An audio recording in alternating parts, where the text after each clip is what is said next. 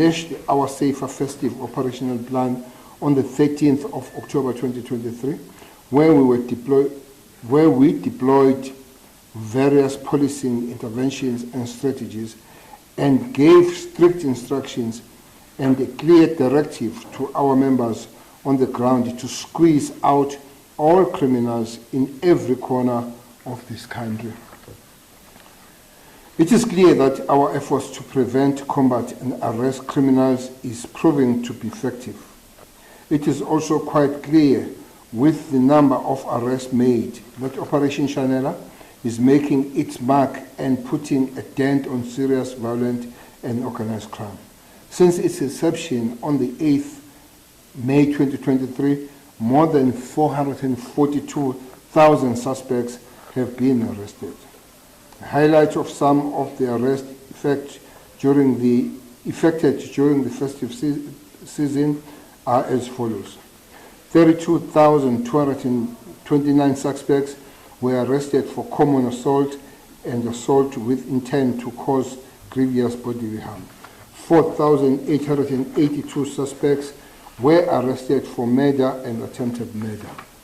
4,783 suspects were arrested for sexual offenses related crimes such as rape and attempted rape.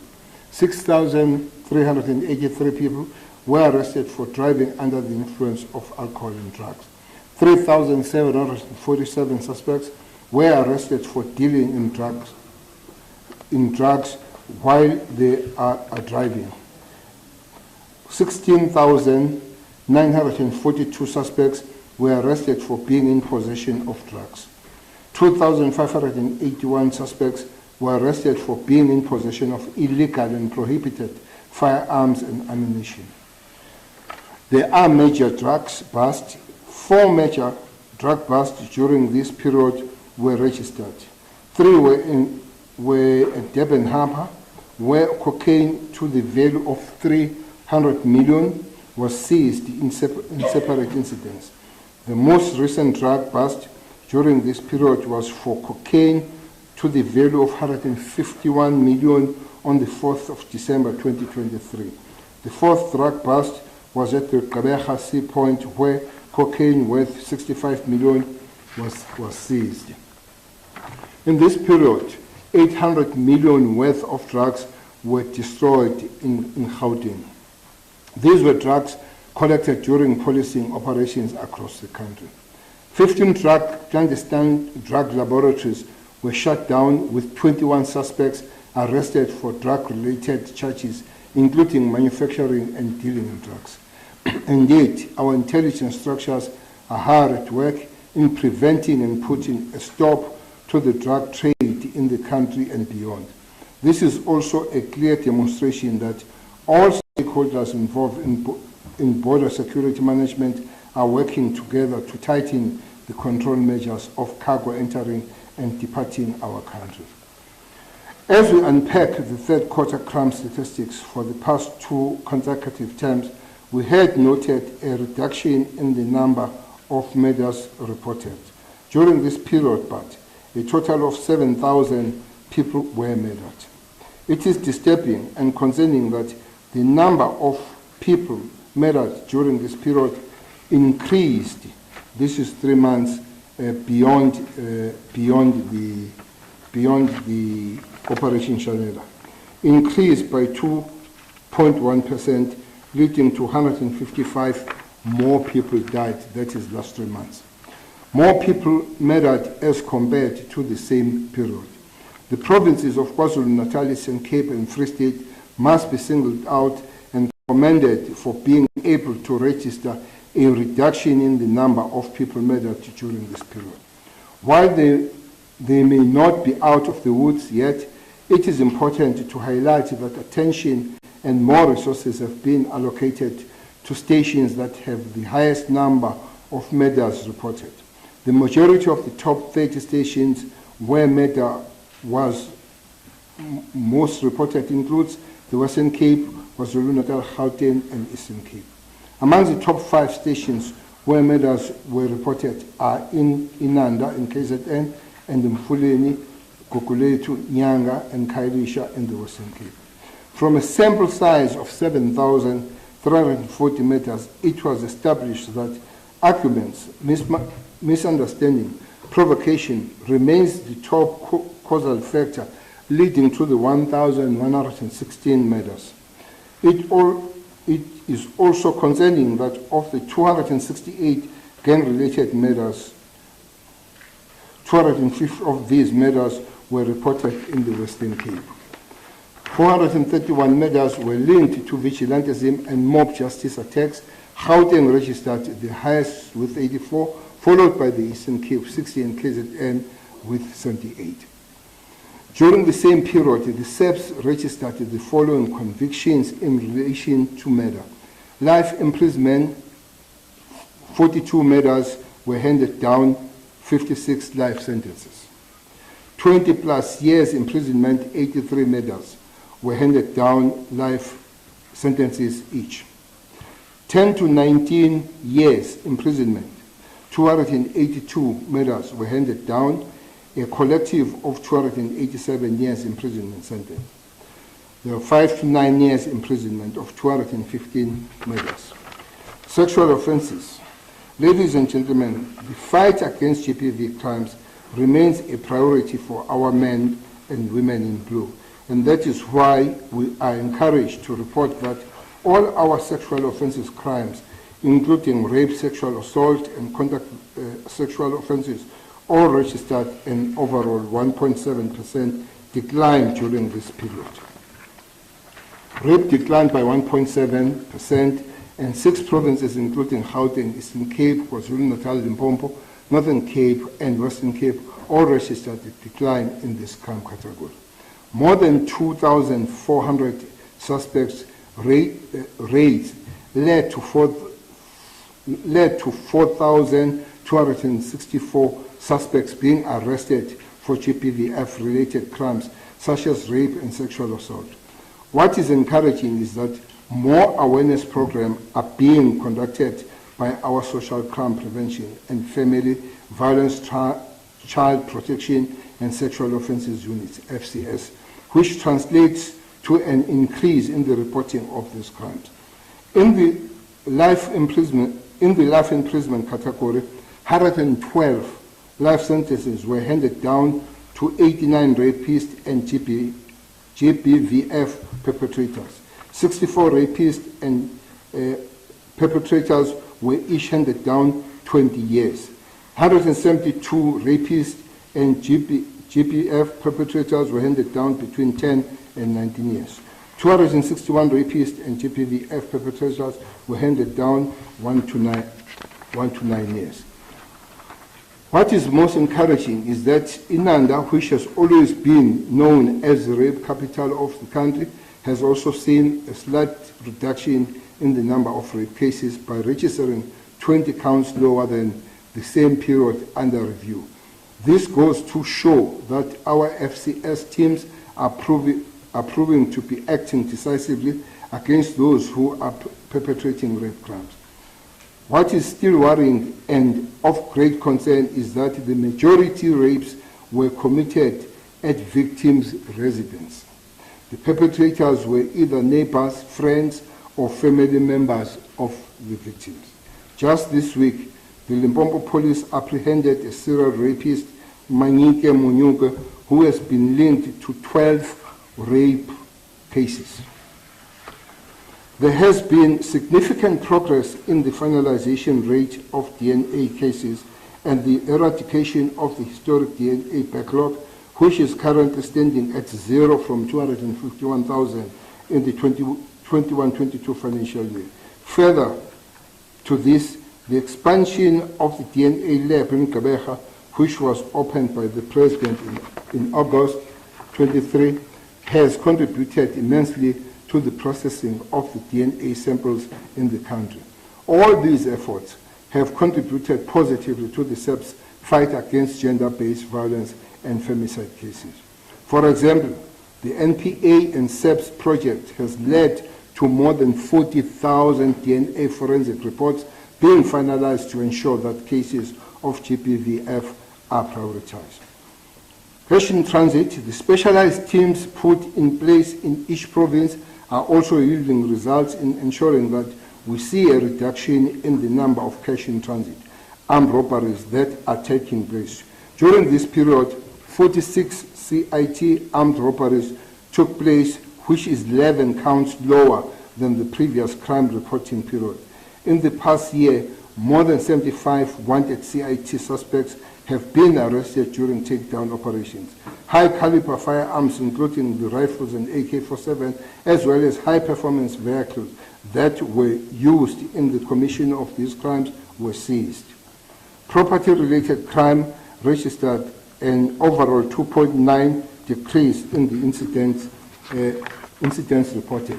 Burglary at a non-residential premises saw a drop of 5.9%, while burglary at the residential premises registered a drop of 4.4% in the cases reported. Stock theft, which includes the theft of livestock, also registered a drop in the number of cases reported. Through our rural safety strategy that is being implemented to address stock theft and crime in the rural and farming areas, we were able to reduce the number of stock theft incidents by 2.1%. We do believe that by working collectively with farming community and farm watchers, we will register a drop in more reported cases. Crimes detected as a result of police action, such as the illegal possession of firearms and ammunition, drug-related crimes, as well as driving under the influence of alcohol or drug, as well as sexual offences and other crimes, all registered a positive increase of 10.8%. Here the increase gives us good news.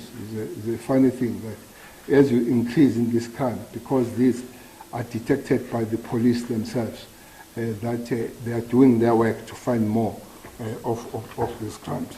These are crimes that are usually not reported to the police, but detected as a result of the deployment of law enforcement personnel and the deployment of intelligence. The statistics reveal that contact crimes, which are commonly known as the 17 community reported crimes, which includes murder, rape, assault, and shoplifting, registered a slight increase of 1.5%. 22 police officers were killed during this period. 10 were killed on duty, while 12 were killed off duty. Our police officers were also able to track down and apprehended 12 police killers during this period. 2 police killers were also sentenced, convicted to 4 life-term imprisonment. Criminals are warned that they will face the full might of the law and be held accountable for all the consequences flowing from the killing of police officials. We will not hesitate to ensure that those who harbor police killers are in any way involved in criminal activities related to police killing will face the same consequences as a criminal who actually pulled the trigger. This principle applies to all those who assist criminals to commit crimes or evade the law afterwards. Here, as you listen, that 2 police killers were also sentenced and convicted to 4 life-term imprisonment. What happens here? This criminal went with the co-criminals and they shot and killed the police. In the exchange of fire, 2 criminals were killed. The survivor, one criminal survivor, was charged for the death of his co-criminals. If you go to, you are 3 of you, you are criminals. You go to rob, and your colleagues in criminality, 2 of them die. We charge the survivor for the murder of 2 death criminals. So people must understand that you go there, don't be happy that you have survived, because you'll carry the sins of those that are dead.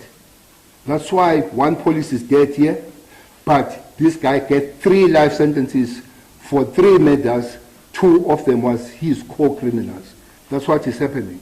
And we just hope people understand that if you survive, you must know that we are coming for you, even those dead criminals. For as it happened here in Gauteng 2 months ago, there were 6 criminals, 5 are dead, 1 survived. Unfortunately, the woman that survived, she will be charged for the death of for 5 murders because she survived alone. All those that are dead should be charged with 5 murders.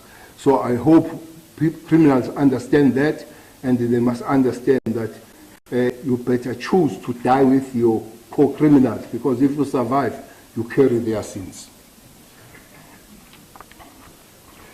We have a problem of mass shootings. In relation to mass shootings, 6 incidents were reported, while the 7th incident was a mob justice attack in Diepsloot. In the Nanda shooting, where 5 men were shot and killed, 3 suspects were arrested and have already appeared in court for murder.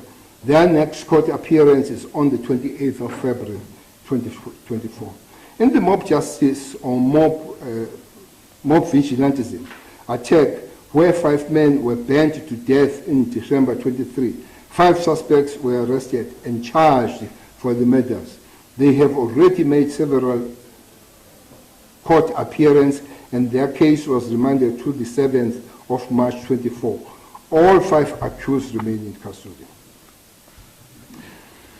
Construction, or the mafia in construction. The SABC continues in its effort to deal decisively and neutralize construction mafia as it continues to pose a threat to business and the economy of the country. From April to date, more than 61 suspects linked to this extortion were arrested. Since 2019, 27 accused were convicted for a collective 43 years direct imprisonment. That is mafia, construction mafia. In a recent incident, 11 suspects were arrested during a takedown operation in Tukomsrast in Randfontein. A group calling themselves Tukom's Business Forum attempted to disrupt a 320 million housing project, demanding a 30% stake in the project. The police swift response led to the arrest of these 12 suspects with 2 firearms confiscated. The Western Cape province has also made significant progress in dismantling and taking down those behind the 30% construction mafia group, where projects were delayed as a result of acts of criminality. Among the many arrested include the Kingspins, which include Ralph Stanfield and his wife, Nicole Johnson, and 3 others. Nazif Modak, who is the leader of the terrible Westsiders gang, and 17 others are in custody for gang-related activities and the murder of the late Lieutenant Colonel Kenya, as well as attempted murder of local attorney William Booth and the father of Hawks investigator. These suspects are currently appearing in court on various charges linked to 18 cases such as murder, corruption, intimidation, extortion, and fraud. 3 have already been found guilty. Nyanga Nyalara, commonly known as Bara, is also in custody. He was arrested July 23 with 5 others for extortion-related mass murderers involving 24 bodies that were found in the Greater Khayelitsha precincts. Lungi Arnold Madolo, known as Fire, was involved in the killing of Deputy Chairperson of CPF in Gugulethu, Ms. Kufi, was traced and arrested in Graaff-Reinet in the Eastern Cape. Bonke Makala, who is a leader of Santako, Western Cape, is also in custody. He was arrested in December 23 for taxi violence related. This demonstrates that there are serious takedowns when it comes to the organized crime and those that perpetrate the organized crime. Kidnapping for ransom has become a lucrative commodity for organized crime in South Africa. The SABC continue in its efforts to identify and arrest groupings linked to kidnappings, especially where ransom demands are being made. More than 300 suspects linked to these kidnappings have been arrested in the last 2 years.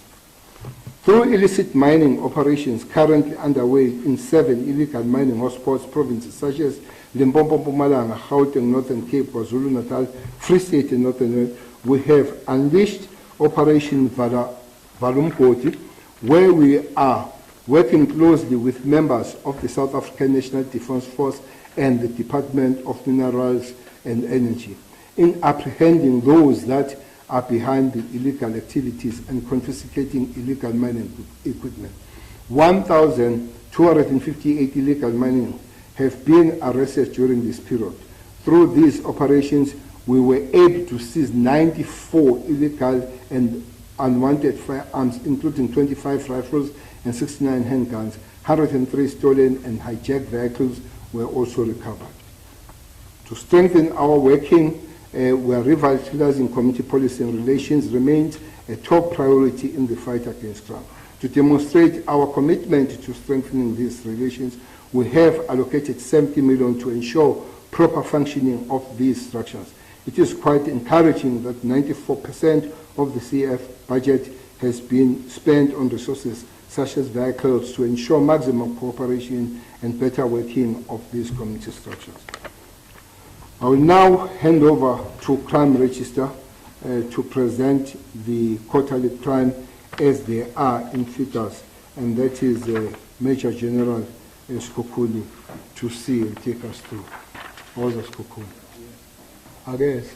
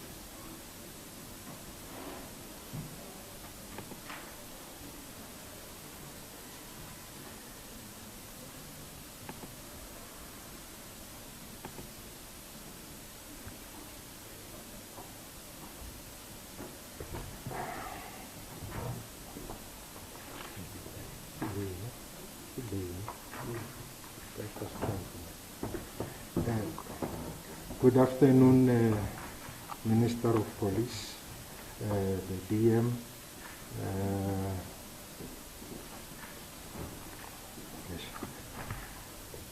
the National Commissioner, the head of DPCI, and all the colleagues in the platform, members of the media. I'll just try to go through the presentation in as quickly as possible, but giving the much needed details in the presentation. I'll then go to the summary that it is the norm that we normally start with in terms of the crime stats presentation. I think one of the things that will make this presentation a bit difficult is the number of mics, because I can't even see my numbers there, but I'll try to make the best of the situation. As the Minister has already indicated, the crime stats that we are presenting for this quarter 3 covers the period from the 1st of October up to the 31st of December 2023. These are crimes that have been reported to the police, and we start with the summary table, which indicates that for the current period we had recorded increases in terms of the murders of 155. That is from 7,555 to the current 7,710. We recorded a decrease in terms of sexual offences, which is made up of the subcategories which are rape, which decreased by 208 counts from 12,419 to 12,211. Sexual assault, we recorded another decrease of 40 counts from 2,154 to 2,114. Then we had an increase in terms of attempted sexual offences, that is an increase of 10, and then contact sexual offences decreased by 23.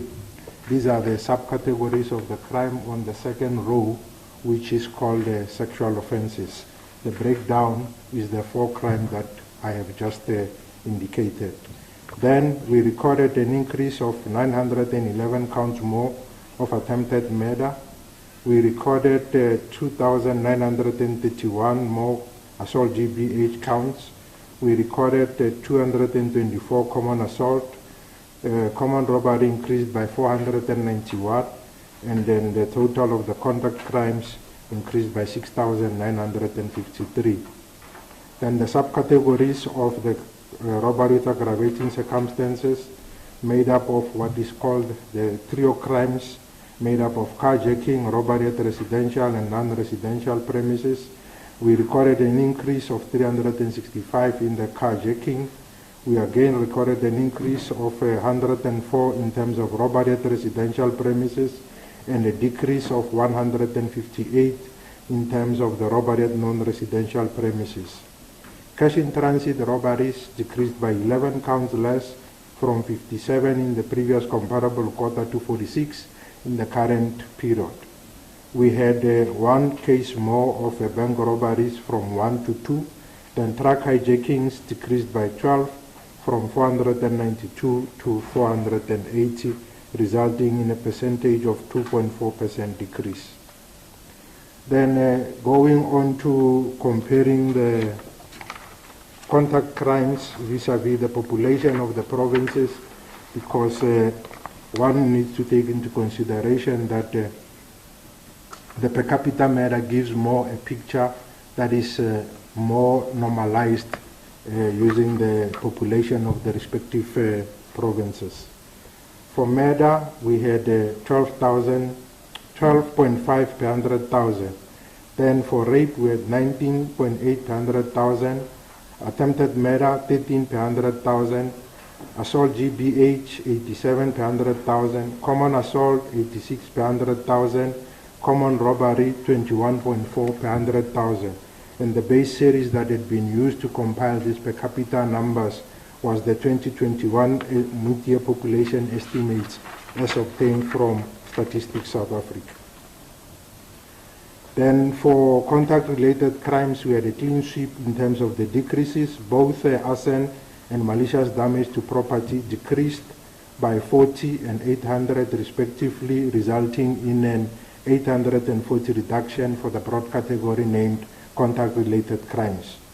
Then for property-related crimes, the broad category decreased by 2,810, and the decreases was as a result of a reduction in terms of burglary at non-residential premises of 960, burglary at residential premises decreased by 1,897, and stock theft decreased by 156. The 2 crimes within the property-related crimes that increased was theft of motor vehicle and motorcycle, and theft out of or from motor vehicle, which increased by 88 and 115 respectively. Other serious crimes made up of all theft not mentioned elsewhere, commercial crime, and shoplifting. For the 3, we had recorded a reduction in terms of all theft not mentioned elsewhere of 2,456. Then commercial crimes increased by 4,930, and shoplifting increased by 620.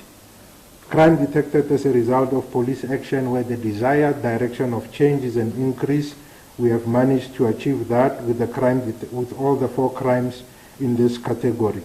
Illegal possession of firearm and ammunition increased by 170. Drug-related crimes increased by 739. Driving under the influence of alcohol and drugs increased by 5,532, that is from 10,948 to the current 16,480. Then sexual offences detected as a result of police action increased by 84, and then the total of the crime detected as a result of police action increased by 6,525. Now, if we take into consideration the 3 months that make up the quarter, that is October, November, and December, for the 17 community reported crimes, we recorded a decrease in terms of the month of October by 346. We, however, recorded increases in the month of November and December, that is 427 and 2,716 respectively. Then the province that had the highest contribution to the 17 community reported crimes was the province of Gauteng, which contributed 27%. The second highest contributor was the Western Cape with 19%. The third highest was the province of KwaZulu-Natal, which contributed 16%. And the provinces which recorded decreases for the 17 community reported crimes was the Eastern Cape, which was the highest reduction of 808. Then the second highest reduction was in Mpumalanga with 604. Then the Northern Cape reduced by 310. Then for the top 30 17 community reported crimes, we have number 1 was Cape Town Central, number 2 is Durban Central, number 3 is Mitchell's Plain, number 4 is Roodepoort, and number 5 is Johannesburg Central. And of these top 5 17 community reported crimes station, the 2 stations that have reduced was Mitchell's Plain at number 3, which reduced the 17 community reported crimes by 188, and Johannesburg Central at number 5, which reduced the 17 community reported crimes by 270 counts less. Then moving on to the subcategories of the 17 community reported crimes, starting with the contact crimes. The month of October, we recorded a decrease of 640. Then in November and December, we recorded increases of 4,129 and 3,464. The province which recorded the decrease was the province of Limpopo, that is 620 counts less, and the other provinces recorded increases. In terms of percentage contribution to the contact crimes, again, Gauteng was the highest contributor with 27% of the contact crimes having taken place in that particular province. The second highest was the Western Cape with 18%. The third was KwaZulu-Natal, and the Eastern Cape at number 4 with 11%. Then for the top 30 contact crime stations, number 1 is Mfuleni with an increase of 113. Number 2 is Nyanga with an increase of 9. Number 3 is Johannesburg Central with a reduction of 113. Number 4 is Mitchell's Plain with an increase of 40. And number 5 is Delft with an increase of 111. The rest of the slides or the top 30 stations can be done there. I'll only focus on the top 5. Then causative factors for murder, attempted murder, and assault GBH from the samples that we managed to draw, but I will only focus on the sample sizes that had been drawn to try and understand the phenomenon of murder. We used a sample of 7,340 cases. Of these, we determined that the highest causative factor for the murder was provocation, which is at number 1. This table is sorted in a descending order with the highest percentage contributor across the murder. So for this sample, 1,116 causative factors were as a result of arguments. Then the second highest for murder was mob justice with 431. Then robbery was at number 3 with 404. Then at number 5 was gang-related murders, 269, of which 94% of those happened in the province of the Western Cape. Tax-related, which is fourth from the bottom, was attributable to 50 of the murders. And second from the bottom, we had 16 law enforcement and security guards that were killed in the line of duty, and this number excludes those that are within the police service. So if you add this to the 22 that had been indicated, it shows that almost 38 law enforcement personnel were killed within this particular quarter.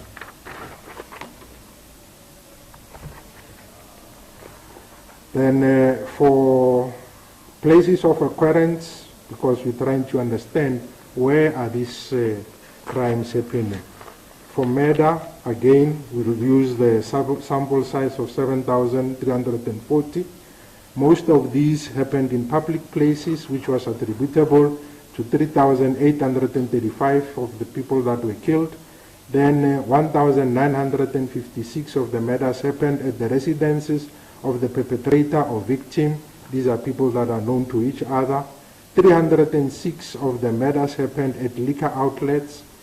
Then from the spaza shops, we determined that 90 of the murders have taken place at spaza shops or tuck shops.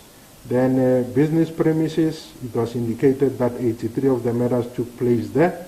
Then educational institutions, which include schools, universities, etc. 7 of the murders have taken place at such institutions of learning. Then for the crimes against women and children, we recorded increases in terms of the women, that is 18 years and above. For the murder, we had 34 more women that were killed. Attempted murder, 194 more. Then assault GBH, 1,203 more. Then for the children, we recorded decreases in the murders of children.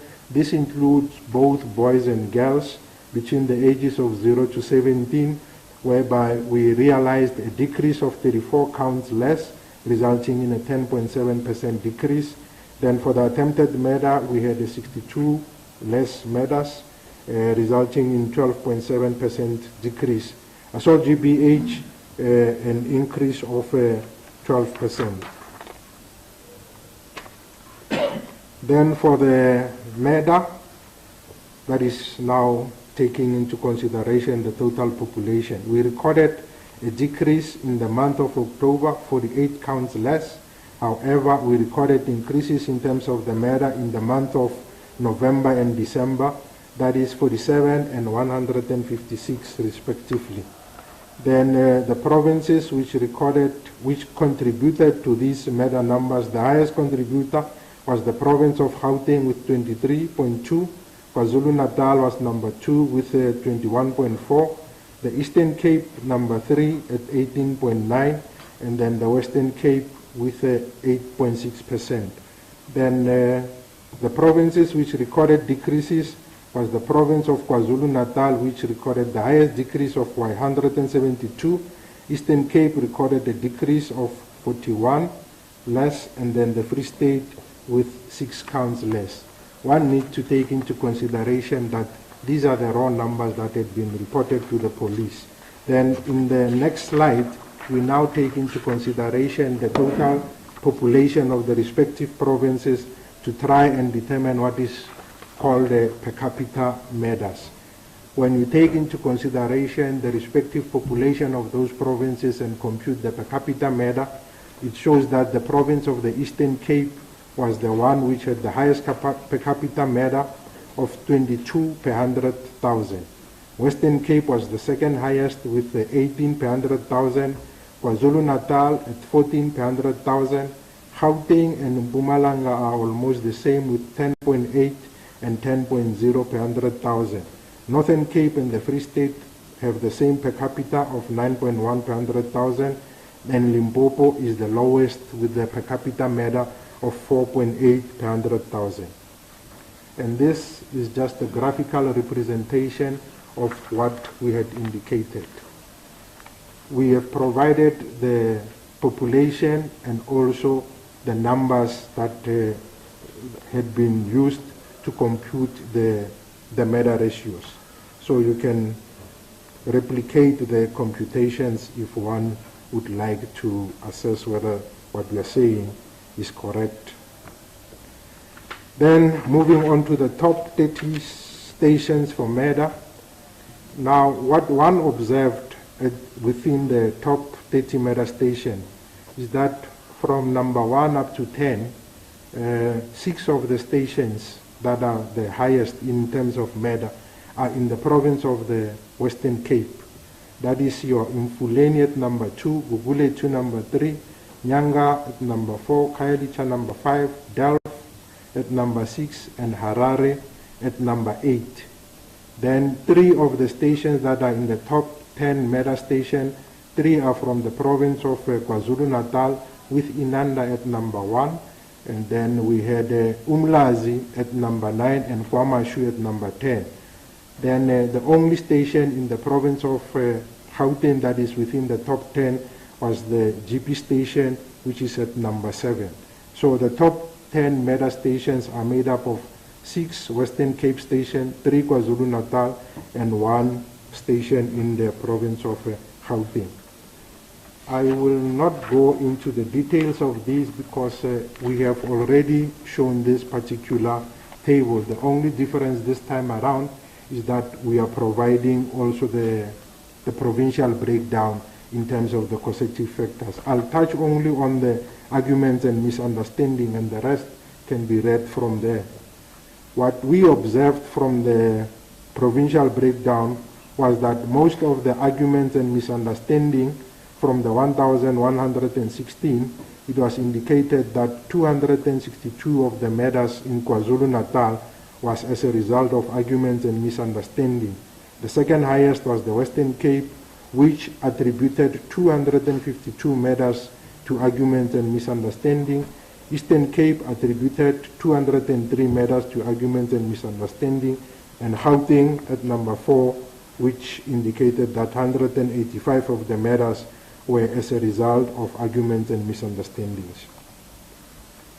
Then the similar analogy here, as we have indicated in the places of occurrence for the murder, again the difference is that now we are adding the provincial distribution for the respective phenomenon.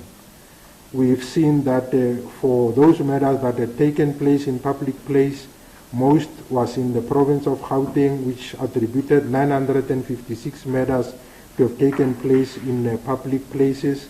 Number 2 was the Western Cape with 750, and number 3 was the Eastern Cape with 745. Then we also looked at the phenomena whereby many people were killed in one instance, which bring us to the increases that we observed in the reported murder cases to the police. Some of them are as a result of mass shootings, and we tried to show those with the causative factors. 9 victims were killed on the 16th of December in Boitekong, and that particular incident also added to the attempted murder stats, whereby it also added 8 attempted murders. Then there was mass shooting in KwaMashu where 7 people were killed. Then we had 6 victims in Didier. That case also resulted in 5 attempted murders. Then we also had mass shootings in Inanda whereby 5 people were killed and 1 attempted murder case was added.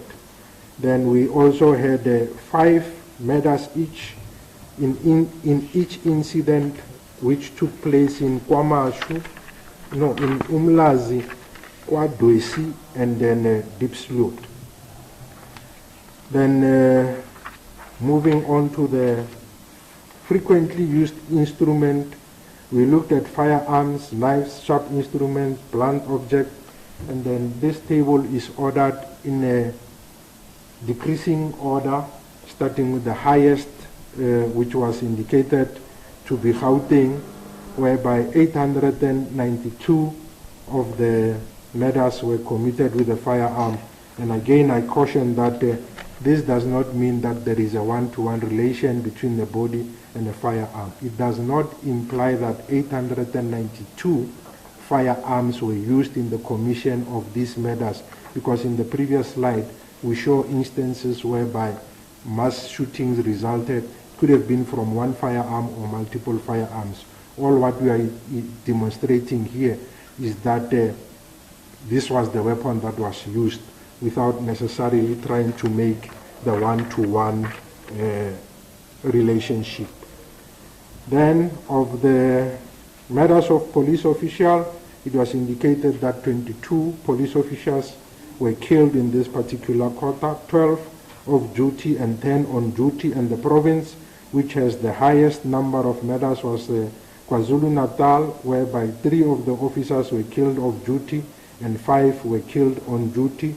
The second was Gauteng, with 2 officers killed while off duty and then 3 were killed whilst on duty. Then attacks on rural communities, we recorded 2 more counts of murders within this particular crime category. However, the others, we recorded a decrease in terms of sexual offenses, attempted murder, assault GBH, we recorded an increase of 4. We had a decrease in assault common. We had the same number in common robbery, and robbery with aggravating circumstances decreased by 18.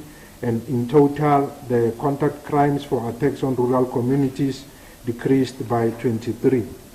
Then the rest can be observed from the table. Then we move on to try and determine who were these people that were killed on these farms.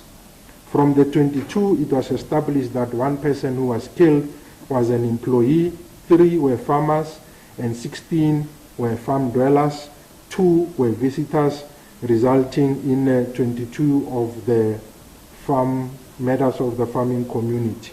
We also observed that 11 of the 16 farm dwellers that were killed during a robbery residential, and we could not determine the motive in the other 10 incidents because the bodies were discovered after the fact and nothing was taken from the premises.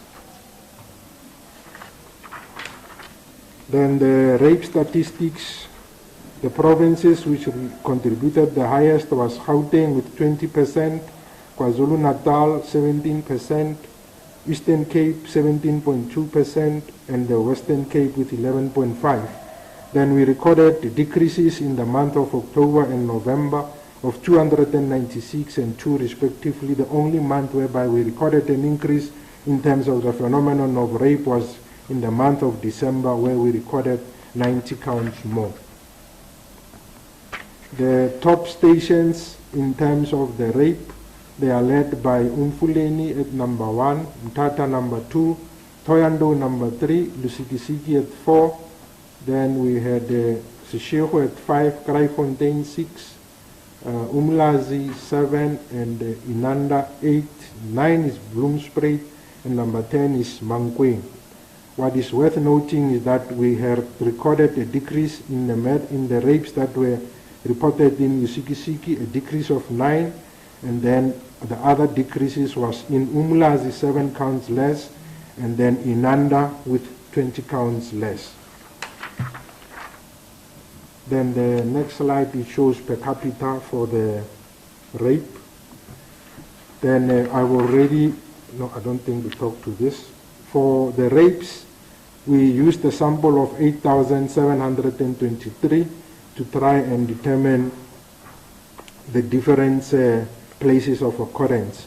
From this sample, we established that 5,452 of the rapes have taken place at the residence of the perpetrator, and most of these was in the province of KwaZulu-Natal, which indicated that 1,082 of the rapes that happened at the residence of the perpetrator was in the province of KwaZulu-Natal. The second highest was Gauteng with 931. The third was Eastern Cape with 844. Then Western Cape with 761. The rest can be read from the table. Then the use and abuse of alcohol and drugs in the crimes that are reported to the police. At the top, we indicate instances whereby alcohol was used prior or during the commission of the particular crime, and the alcohol is indicated by the blue line or the involvement of alcohol, and then the orange it indicates the involvement of drugs. 335 of the murders, it was indicated that alcohol was used, and then 8 of the murders, drugs were used.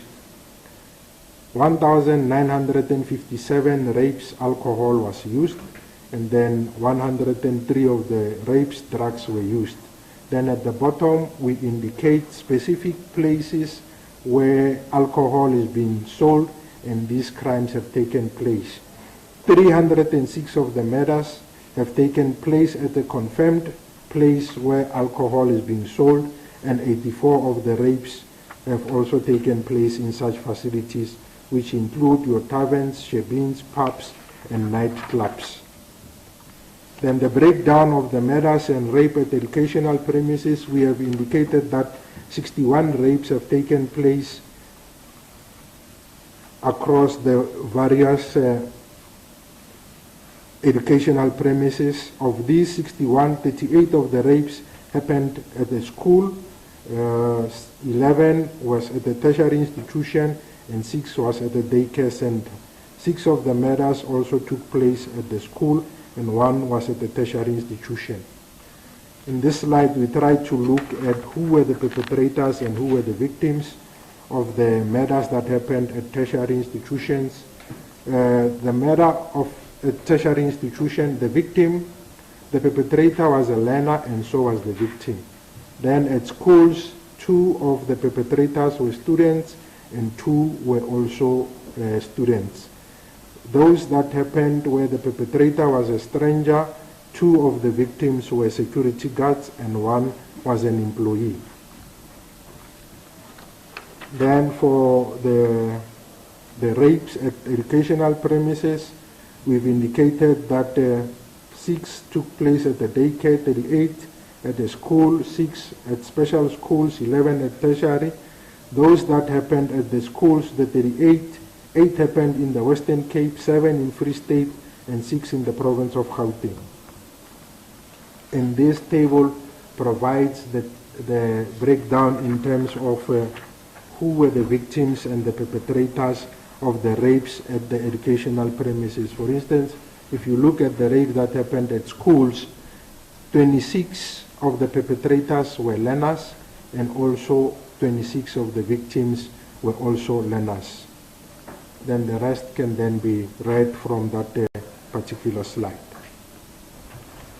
Then using a proxy for GBVF, using domestic violence, these are instances whereby there's some kind of a domestic relationship between the victim and the perpetrator. Looking at the murders, 258 of the murders happened in a domestic setting. Of these victims, 152 were female and 106 were male, and the province which recorded the highest number of domestic violence-related murders, the province of KwaZulu-Natal, indicated that 56 was as a result of domestic violence. The Western Cape was the second highest with 49, and the Eastern Cape, that number 3, with 41. For the rapes in a domestic setting, we had 896, whereby 851 of the victims were female, 45 were male, and then the province of the Western Cape indicate that most of the domestic related murders were 176. The second highest was KwaZulu-Natal with 168 and 120, the Eastern Cape province. Then moving on to the subcategories of robbery with aggravating circumstances, starting with carjacking, we recorded increases across all the 3 months that make up the carjacking statistics. In October, we increased by 117, November 179, and December 69. And the provinces that recorded decreases was the Eastern Cape and KwaZulu-Natal with 28 and 178 respectively. Top stations in terms of carjacking, what is worth noting here is that 17 of the top 30 stations are in the province of Gauteng, and then 7 are in the province of the Western Cape. The top 5 are made up of Ivory Coast, Philippi East, Harare, Nyanga, and Moroka, even though we had recorded decreases in terms of Harare and Nyanga of 16 and 23. Then the cars that are mostly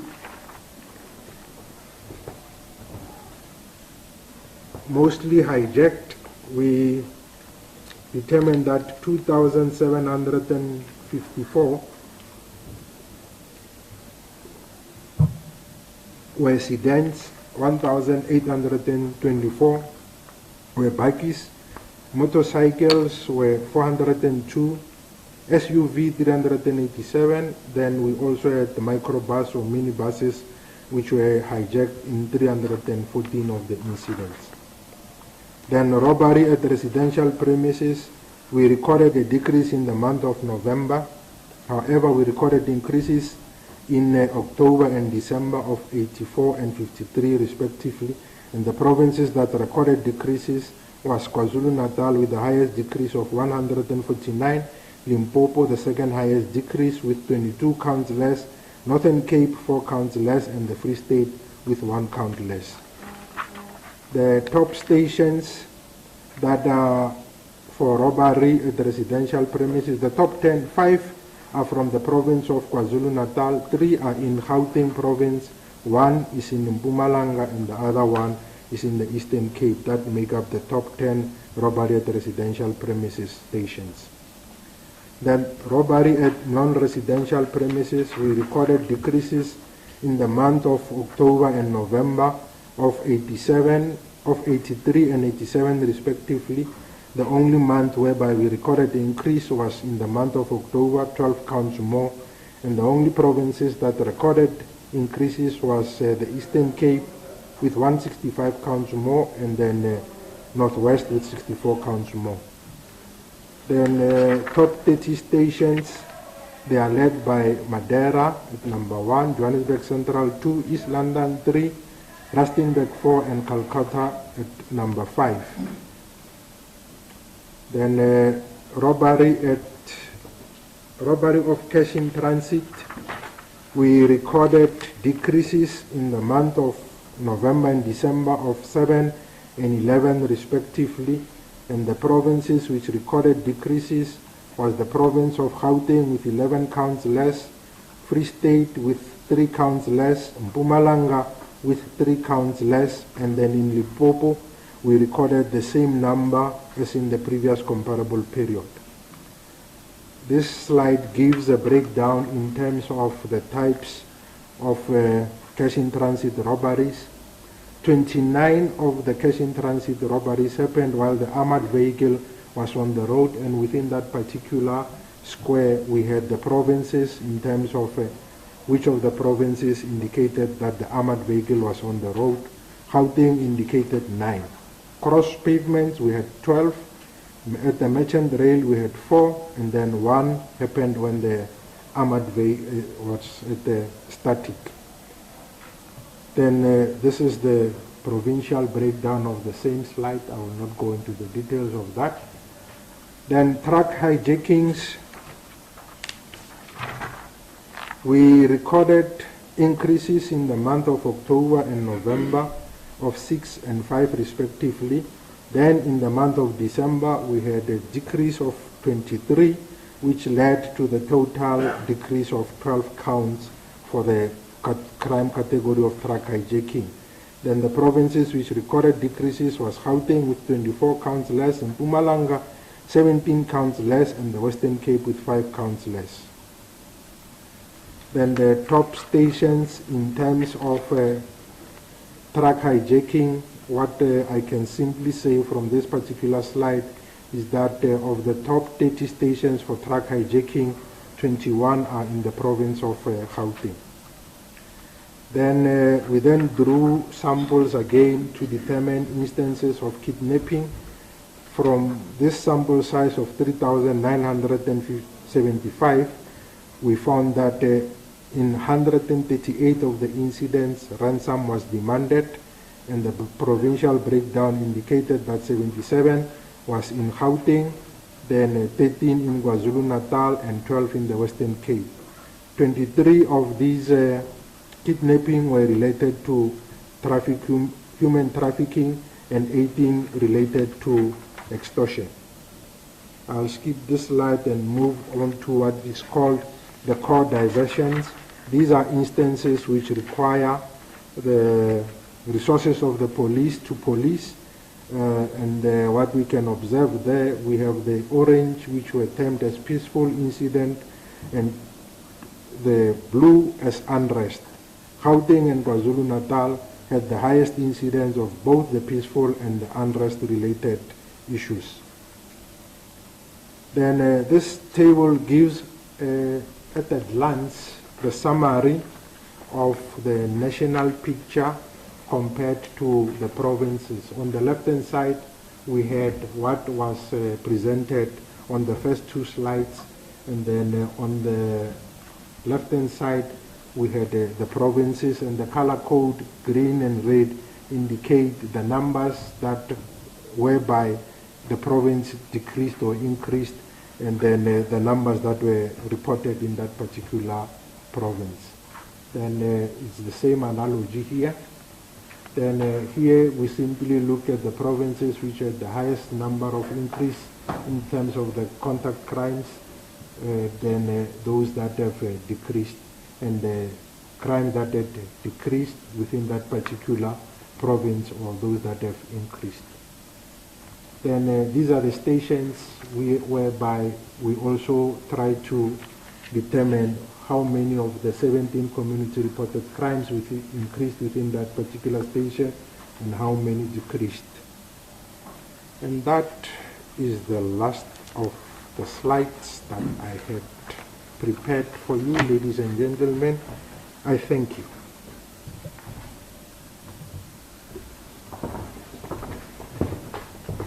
Thank you so much, Minister. Thank you to our Crime Registrar, Major General Tulare Norman Sukukune, for unpacking the crime statistics for us. The floor is now open, colleagues. Let's take the first 4 questions. And from GCIS, who's reading the online questions? Is there anyone? Oh, you're there. Okay, all right, thank you. First 4, Heidi, I see your hand is up. Okay, Zikona. Heidi Jockas from UNCS. Just 2 points of clarity. The DNA backlog, it's at 0. Can you just confirm that? And then I just want to ask in terms of the rape. Those numbers are extremely high, and a lot of the concern is that that number could not be the correct number because a lot of the cases are oftentimes unreported. So could we just also speak to that? Thank you. Okay, thank you, Zikona. Zikona Chana from News from Africa. Just a point of clarity, Minister, in terms of the murder numbers, are they in comparison to the same period last year or the previous quarter 2, or the same period in the other year? Because the Q2, the murder was at 6,900 odd, and now it's exactly at 7,000, but in percentage and those numbers don't match. And then last one from me, in terms of have you done surveys to determine how people feel about the police? Do they trust the police? Do they have faith in the police? Because we've seen in this story where people have taken the law into their own hands because they simply lost faith in the police. Okay, thank you, colleagues. I think 4 is enough. We'll come back for more questions. Minister?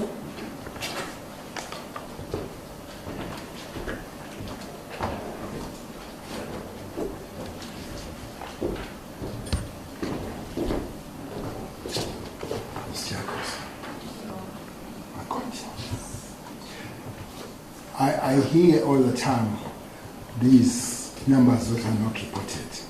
I've requested them. But the number on rape and sexual assault, they've gone down because people are not reporting.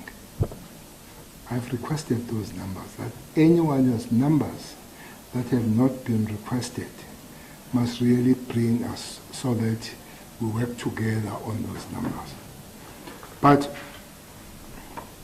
when it comes to the GBVF, a lot of effort has been put on that. Hence, we say we have reduced the backlog from 251 to 0. That is the backlog that's 21-22 the year.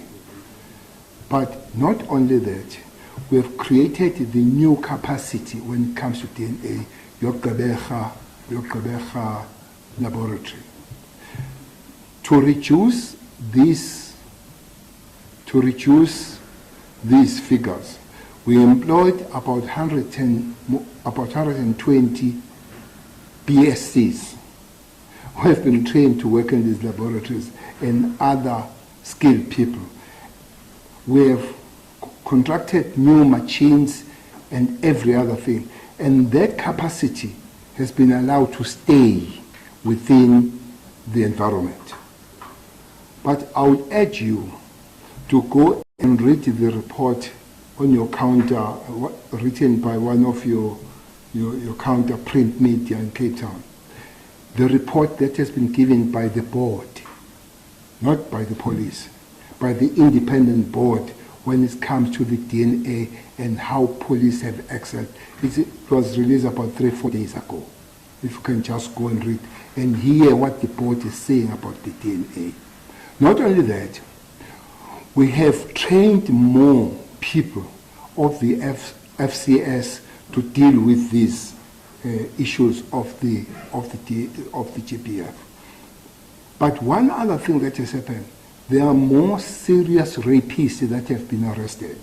I gave the figure that one of them has been linked to 9, one has been linked to 12, which means you arrest one person and you reduce a big number of rapists because they're time and again they rape. That's one thing that has happened. But fourth is one area where we have worked very closely with the NPA, the prosecutor.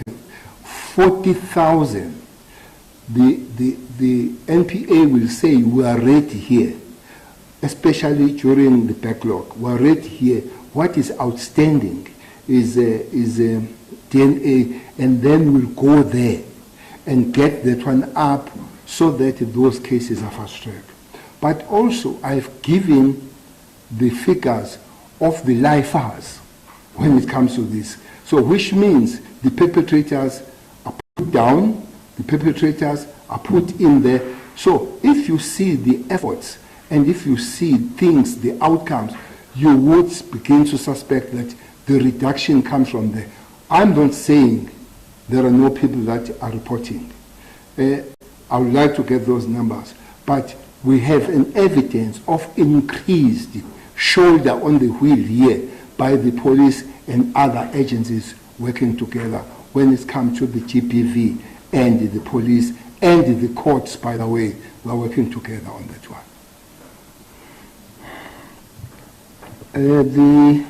The cases unreported.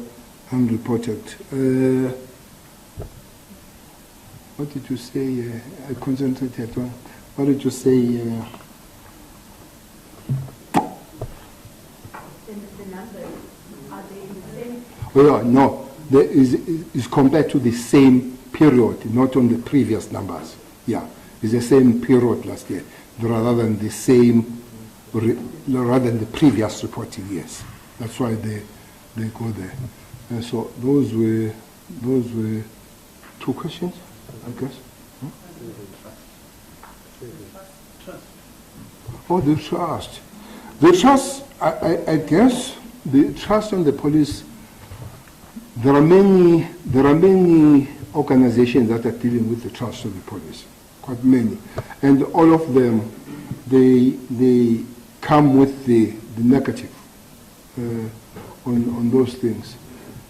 Sometimes compared with the other countries and all that.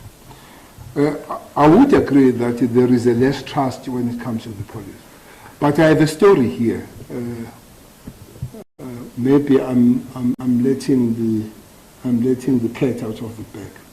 There is a police station that will be tonight granted a best service together with the team of people, because several people, they phoned and said, "Ted, why don't you have such police stations all over the country?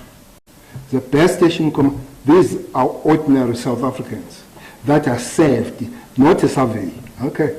Not a survey. These are people that are saved. That station will be exposed and will be revealed tonight. They say, that I've never feel such a comfort with the police. I've never seen such an efficiency with the police. These are women saying so. One of them is not even a South African who's saying so. So there will be in the police this element of bad apples, as I always say, but there will be element of excellence within the South African police. That will be felt wherever you go. One thing that you are not helping us very much, when there is a flare up of violence, like nobody doesn't know Mhlabe Alingana here. You all know Mhlabe Alingana. Some of you have camped Mhlabe Alingana during the trouble. If you go to Mhlabe Alingana today, people there, they say we sleep open with the open doors.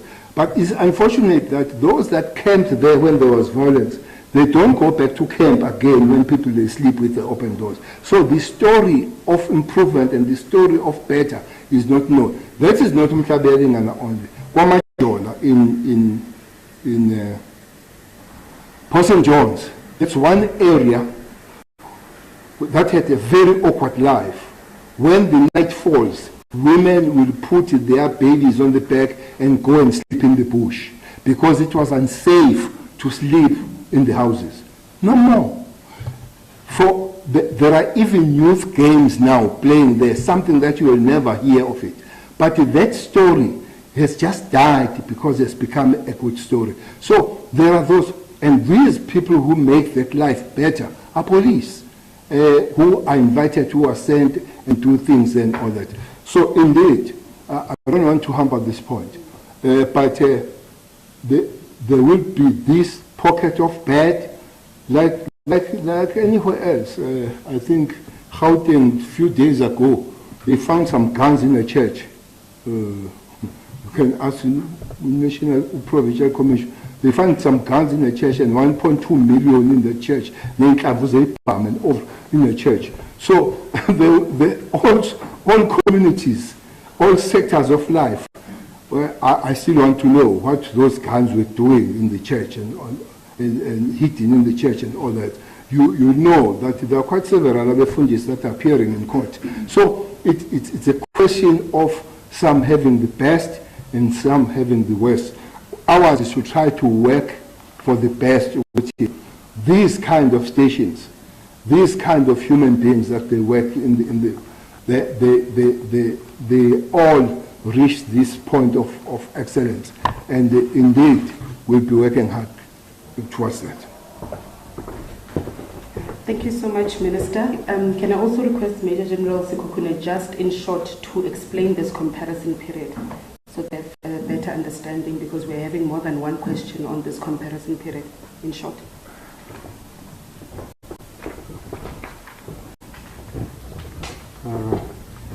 Afternoon once more. We always try to compare the same period with the previous comparable period. Like for instance, the comparison that is made now, it's for October to December 2023 compared to October to December 2022. And the reason for doing that is that, crime has an element of seasonality. The period between October to December is characterized by high levels of holidays and, people partying and all those things. So it wouldn't be ideal to try and compare it to a period, for instance, within the winter months where most people are within home and it's cold outside.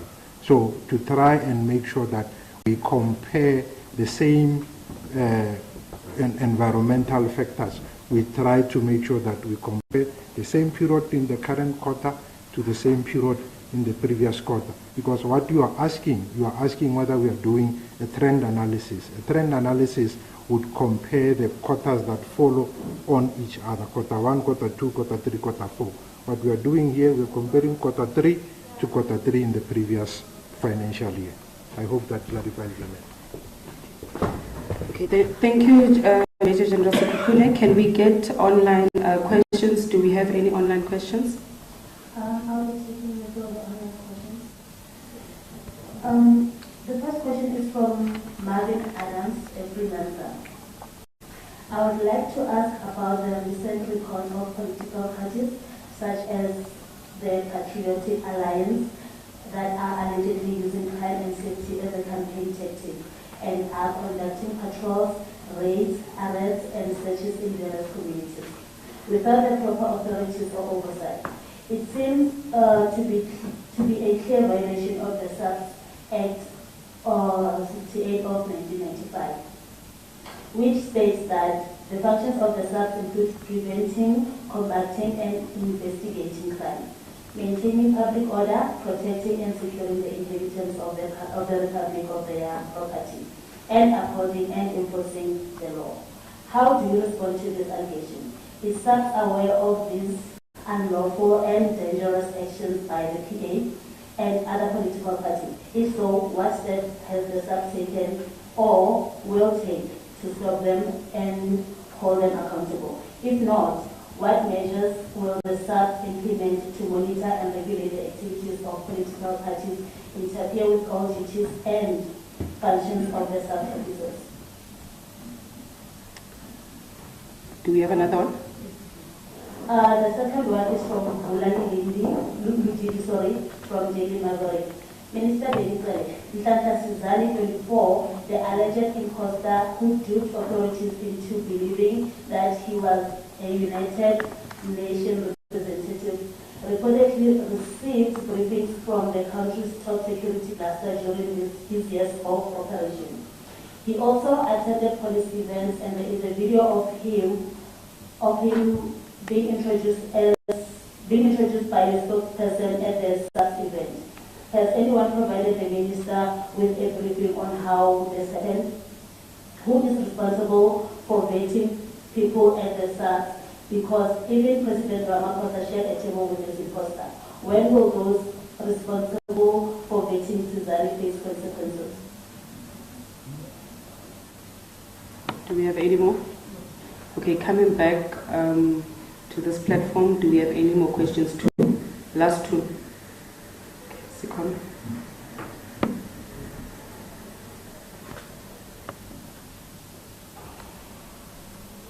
It's Connor Trana from Newsroom Africa. I just want to do a follow-up with how people are feeling about the police. Minister, you mentioned that there is a lot of unhappiness or dissatisfaction. If you just cut yourself short, if you can just elaborate on that. And then you as the minister, for you to have to talk about that, how does that make you feel about your main crew? And then my second one is, of the crimes committed, the most common weapon was guns. Do we know how many of these were illegally acquired guns or unlicensed firearms? All right. Okay, thank you. Over to you, Minister.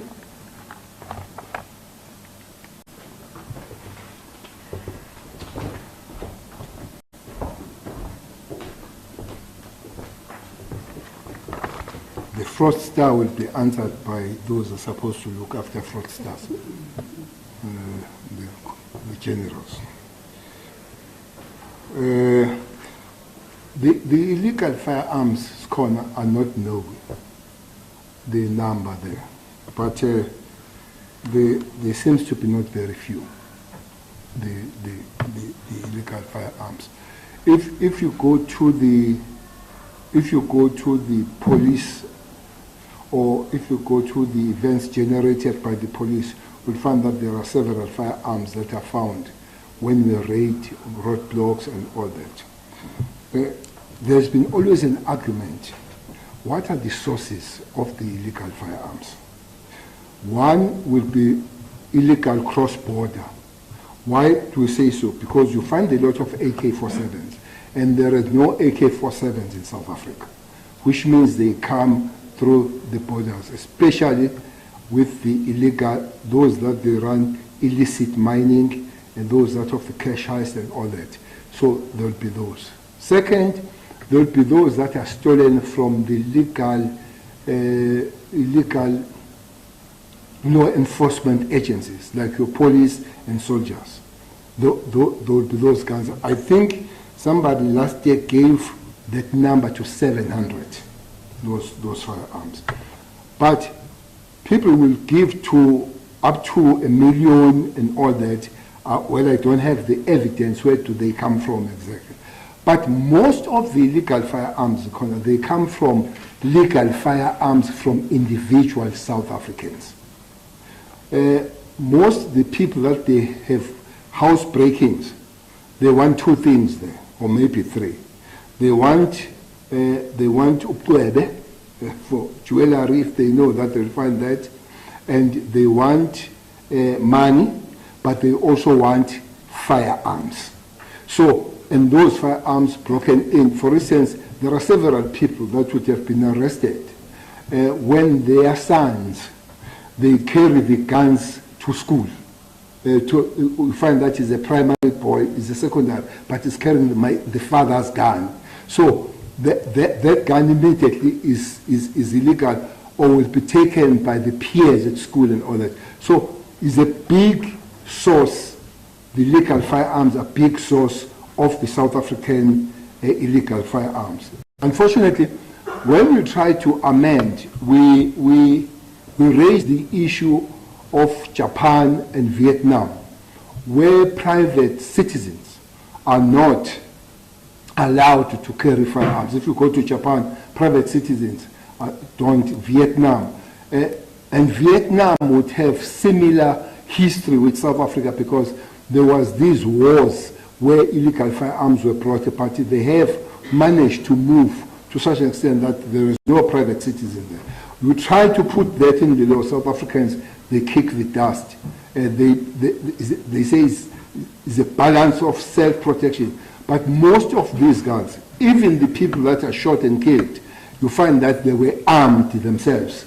They don't get. So it's an issue for discussion, what do we do? But most guns, they come from the legal firearms that are owned by South Africans themselves. You said I fell short of explaining the unhappiness. I don't know how I fell short. But indeed, I would love that more people, they phone as this Limpopo art who phoned about this station that will be revealing. But at the same time, as I was telling the Deputy Minister coming here this morning, the other young lady phoned from Spigo this morning telling how horrible and how terrible the police officer was to her as it's working. As it was waking up, she wants the assistance and all that. She says, clearly, I've never seen such a terrible police officer. So it ends on the same argument, to say you have the pockets of excellency and the police of bad apples. The wish is that all police would be the good police, and everybody in South Africa tells the good story about the police. Unfortunately, it is not so at the present moment. But also, fortunately, there are those that tell the good stories about how the police. So it remains the mixed bag that I'll see how far do we work to try and correct. One major thing is to strengthen the structures of the community, the CPF and others who help to tell us the story, but who also help to monitor the stations and go to the stations because they have that right to monitor the station, the Community Policing Forum. They have the right to go monitor there and call the meetings and have the meetings with the station commander, with the management and all that, and they do report back to say those police stations are good, those police stations are bad. There are police stations where as you take the police station commander away, the community will kill you there because they say you can't remove this station commander. We have several of those. We have the police stations where they say, as you leave National Commission, please take your station commander away with you. Don't leave your station. There are two of them, they are recent, where we had that take your station commander away from here, this station. So there is that mixed bag and all that. So happy I would be if everybody was given the same story. Political parties, I don't have that evidence, except that a PA went to the border, of Zimbabwe, where they were, I'm told they were chasing people who were coming in there. That's the only story I know. We're investigating that case because two of those people had guns, display guns there, which is illegal for any private citizen to display gun and use that gun to guard on that. That they are raiding the houses and all that, I hope those people will open cases. By the way, there is no private citizen that has a right to raid anybody's house. Maybe that's why there are people of Tutula that have been arrested, including the former leader of Tutula have been arrested because you don't have that right of doing so.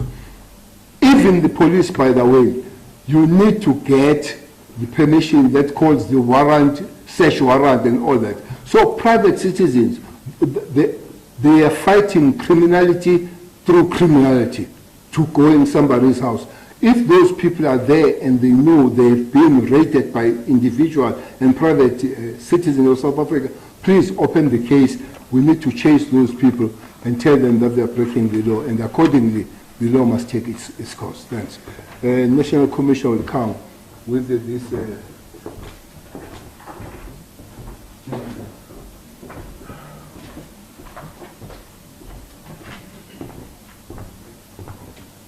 Thank you, Minister and DM and everybody. Firstly, let me say, Nhlanhla Sizani, he have never received any briefing from the national joints. The chairperson is here, Lieutenant General Msikili, she can attest to that, and we check our records. Also, he have never received any briefing of some sort from the national joints. But however, he came from the youth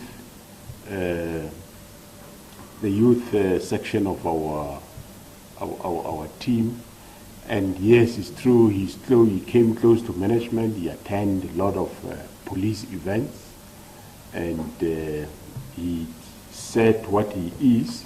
But it is the same police us that detected who he is, and we open a case. Hence, he's being charged as we speak now. We are the ones that detected him, that at some point he falsely said he's a diplomat, which he is not, and hence we are taking him through the court processes on the same matter. Thank you very much.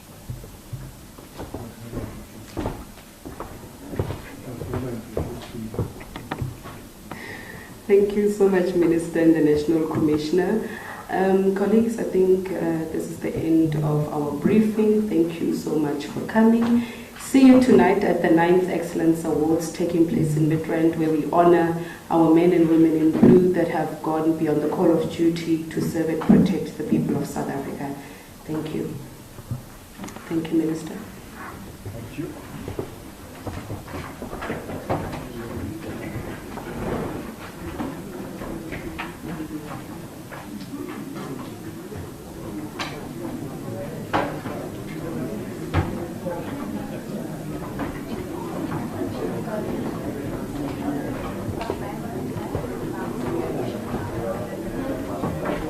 Let's leave that thing in.